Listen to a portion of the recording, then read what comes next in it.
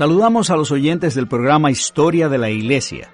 Repentinamente, desde un oscuro rincón del mundo al que tanto el Imperio Romano como reyes persas le habían prestado muy poca atención, surgió una avalancha que, impulsada por la predicación del Corán, parecía destinada a conquistar el mundo. Así define Justo González, el historiador, el surgimiento del Islam. Y desde el siglo VII hasta los principios del X se apoderaron de la mitad de los territorios del Imperio Grecorromano. Forjaron un imperio que llegó hasta la India y otras partes del Asia. Así contuvieron el avance del cristianismo y aún tomaron territorios de este que habían sido tradicionalmente cristianos, como Turquía, Jerusalén, Siria, el norte de África y parte de España, etc. El surgimiento del Islam, y esta palabra significa sumisión, la palabra Islam, al mando del profeta Mahoma, cuyo nombre significa altamente exaltado, es indudablemente uno de los eventos más trascendentales de la Edad Media, no solo en el campo religioso, sino también en el campo político y geográfico. Esta religión es llamada también mahometanismo, en honor de Mahoma, su fundador, y pronto se convertiría en el rival más peligroso para el avance del cristianismo. No se puede estudiar la Edad Media sin dedicar la debida atención a este fenómeno religioso que por mucho tiempo inquietaría la cristiandad europea. También es apropiado señalar que de todas las religiones del mundo, esta parece ser la verdadera retadora del cristianismo en cuanto a números hoy en día a nivel global, y la que ha adquirido una importancia política y religiosa de magnitud global. He aquí algunos datos del Islam al día de hoy. Es la segunda religión más grande del planeta, con aproximadamente 1.200 millones de seguidores en el mundo, lo que representaría aproximadamente un 17% de la población mundial.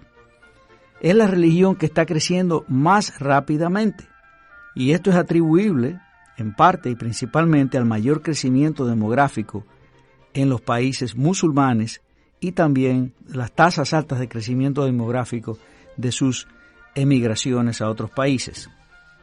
Hay importantes grupos musulmanes en China, Europa, Asia Central y Rusia. En los países de Europa la tasa de crecimiento de ellos es alarmante por dos razones. Una, que se reproducen mucho más que los europeos, que están teniendo tasa de natalidad negativa en muchos países, y otra, que el cristianismo en Europa es nominal hoy en día, en tanto que el islamismo es asumido con pasión y fe por la mayoría de los musulmanes. Veamos brevemente una cronología de los primeros 150 años del islamismo para que nosotros podamos ubicarnos un poco en este estudio en el día de hoy. En el 570 después de Cristo nace Mahoma en la Meca. En el año 610 después de Cristo, Mahoma recibe una supuesta visión del ángel Gabriel. En el 622, Mahoma es rechazado y huye a Medina, otra ciudad, en un acontecimiento conocido como la Égira. En el 632, en junio 8, muere el profeta en Medina. En el 636 sucede la captura de Jerusalén por el califa Omar.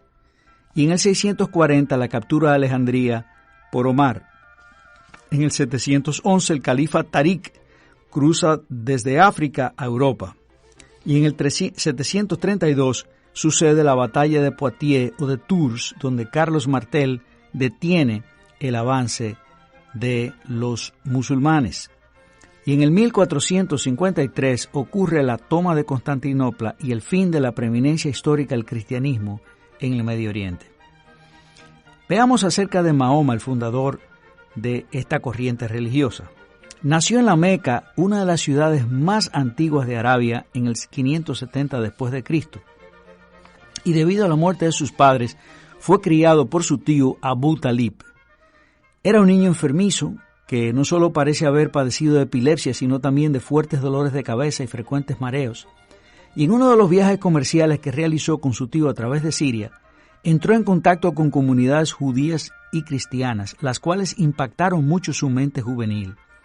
La influencia judeo-cristiana pronto comenzó a hacerse sentir en la vida de Mahoma.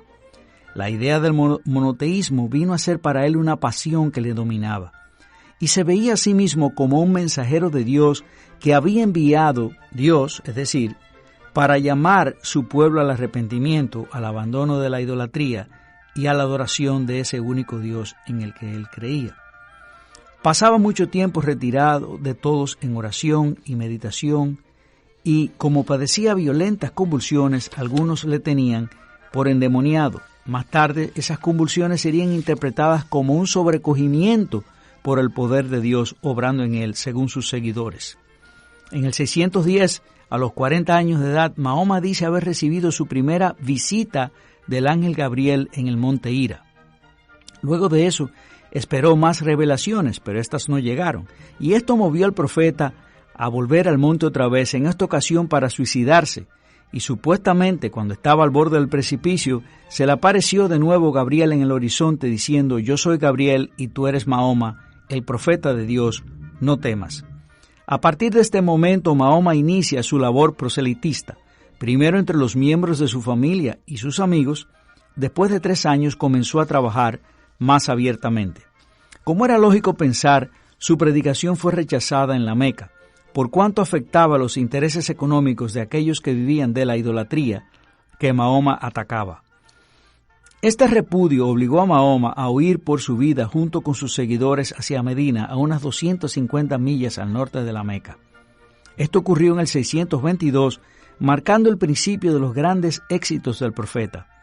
En Medina aceptaron entusiasmados al nuevo predicador, quienes al grito de Islam, tributo o espada, se lanzaron a conquistar a los que ellos llamaban infieles. Luego de varias victorias entraron triunfantes en el 630 después de Cristo en la Meca, proclamando al profeta como el amo de Arabia. Al momento de su muerte, el Islam contaba con unos 40,000 seguidores. Algunos entienden que Mahoma era sincero y entusiasta en sus inicios, pero que al final se volvió un esclavo de sus propias ambiciones. Era un hombre de temperamento melancólico y nervioso, muy propenso a fuertes depresiones que en ocasiones lo colocaron al borde de suicidio. Poseía una gran sensibilidad poética, de tal modo que el Corán es el primer clásico de la literatura árabe. Era paciente y generoso con sus amigos, pero cruel y vengativo con sus enemigos. Para él, la espada era uno de los mejores métodos misioneros. A pesar de que siempre acompañaba a sus tropas en las batallas, nunca se exponía a los lugares peligrosos. Finalmente, podemos decir en cuanto a su persona, que uno de los rasgos más notorios era su extrema sensualidad. Sus seguidores le excusaban usando el ejemplo de David y Salomón y el hecho de que sus grandes compromisos proféticos debían de ser compensados de alguna manera. Mientras Khadija, su primera esposa, vivía, nunca le fue infiel, pero solo 2 meses después de su muerte se casó con otra viuda llamada Sauda. Más adelante continuó ampliando su harén hasta llegar a tener 14 esposas y otras tantas concubinas. Murió en Medina en el 678 después de Cristo. A partir de la muerte de este, su cruzada fue tomada por una serie de sucesores llamados califas o sucesores. El primer de estos califas fue Abu Bekr, quien consolidó el poder del Islam en Arabia, y luego Omar, otro califa, que llevó las primeras conquistas fuera de Arabia hacia otras regiones aledañas, incluyendo Egipto, mandando a quemar todos los libros de la famosa Biblioteca de Alejandría, depositaria del saber del mundo antiguo, cometiendo así uno de los mayores crímenes culturales contra la humanidad.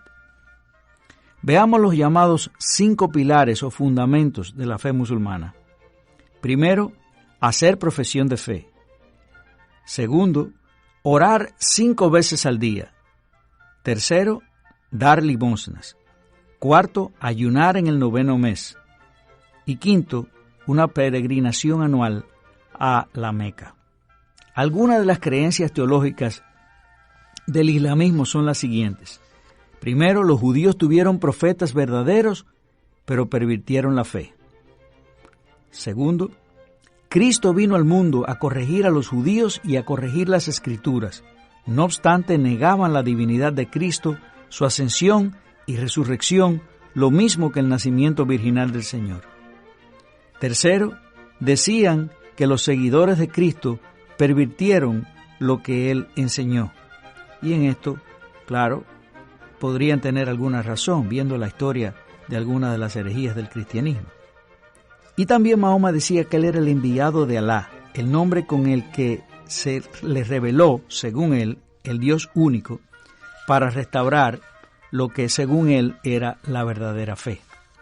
Ellos también creen en un solo Dios, creador y soberano y sustentador de todo, que se revela como misericordioso, y acusan a los cristianos de minimizar a Dios haciéndole un tercio de la Trinidad, esto en referencia a la creencia cristiana de que nuestro Dios es un Dios trino, Padre, Hijo y Espíritu Santo. Los islamistas creen en la predestinación, en los ángeles, el juicio y el castigo eterno. También creen en la inspiración del Corán, que según ellos estaba grabado desde la eternidad en el cielo. Y creen en la guerra santa y dicen que los que mueren en ella van al cielo, en donde encontrarán un harén dispuesto para sus deleites sensuales. Veamos algo acerca del Corán o la escritura de ellos. Corán o Al-Corán significa la lectura o repetición, y es el libro sagrado de los musulmanes y se reputa como uno de las grandes obras maestras de la literatura árabe. Ellos reclaman que fue revelado al profeta por el arcángel Gabriel, y cada capítulo comienza con la fórmula en el nombre de Alá, el Dios de misericordia, el misericordioso. Durante mucho tiempo se consideró un libro tan sagrado que no estaba permitido traducirlo e imprimirlo para venderlo como un libro común. Mahoma preparó y dictó el Corán a medida que recibía esas supuestas revelaciones.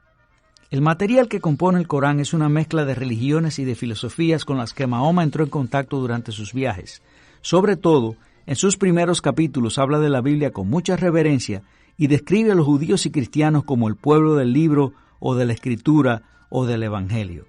En sus palabras encontramos muchas historias bíblicas, pero casi siempre salpicadas con leyendas apócrifas y tradiciones rabínicas. De hecho, Mahoma se consideraba a sí mismo como el sucesor profético de Cristo y los profetas del Antiguo Testamento y el último de los profetas. Al su reclamo no encontrar eco en las comunidades cristianas y judías, él desarrolló un profundo rencor sobre estas.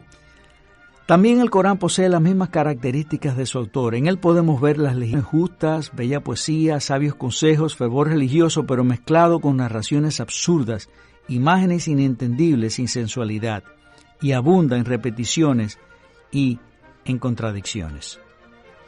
¿Cuáles fueron las consecuencias, finalmente, del surgimiento del Islam? Lo primero es que el Islam unificó a ese pueblo árabe, que eran tribus que estaban diseminadas a través de todo ese territorio y fueron unificadas a través de esta religión. Obstaculizó el comercio de papiros, sedas y especias entre Oriente y Occidente, ya que los musulmanes se habían adueñado de toda la costa del Mediterráneo.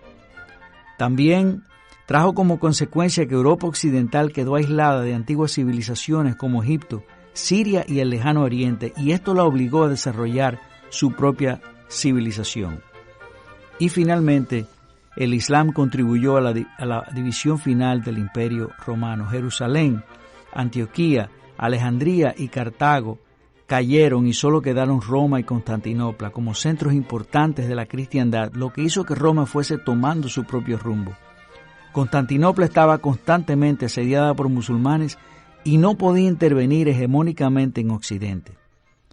Es en este contexto que León III corona a Carlomagno como emperador del Sacro Imperio Romano de Occidente en el año 800 después de Cristo, lo cual veremos en otra entrega de este programa.